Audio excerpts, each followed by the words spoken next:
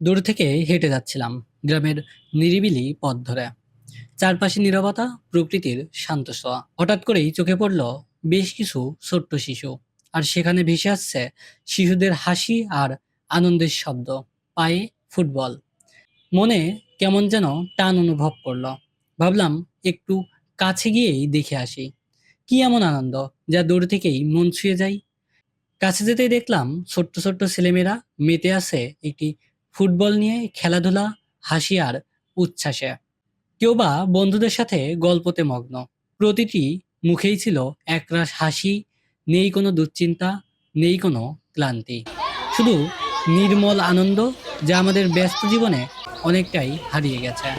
এই আনন্দের রহস্য জানতে কথা বললাম বিদ্যালয়ের প্রধান শিক্ষিকার সাথে। আসলে এই প্রতি বছরের ন্যায় এই ফুটবল খেলা অনুষ্ঠিত হয়।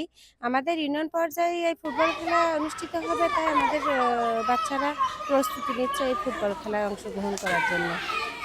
তা বাচ্চারা খুবই আনন্দিত এই ফুটবল খেলায় অংশগ্রহণ করার জন্য, এই প্রস্তুতি অনুমতি পেয়ে, তাই তারা আনন্দ উপভোগ করছে এবং প্রস্তুতি নিচ্ছে। প্রতি বছরেই এই খেলাটা হয় এবং হওয়া উচিত আমি মনে করি, কারণ শিশুর শারীরিক বিকাশ গঠনের জন্য খেলা অত্যন্ত গুরুত্বপূর্ণ একটা বিষয়। তাই এইভাবে খেলা চলতে থাকলে আমরা ভালো লাগবে আর কি।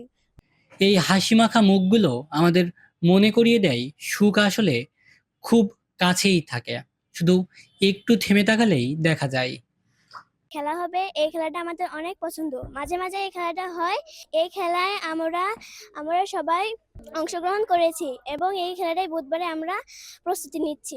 আমার বাসা থেকে বলেছে তো, মামনি তোমার স্কুলে খেলা হয়েছে, তুমি অবশ্যই করবা, কেন প্রস্তুতি নিতে কি আমার সমস্যা, আমি নিজে তোমার বল কিনে দিব, এই কথাটাই বলেছে।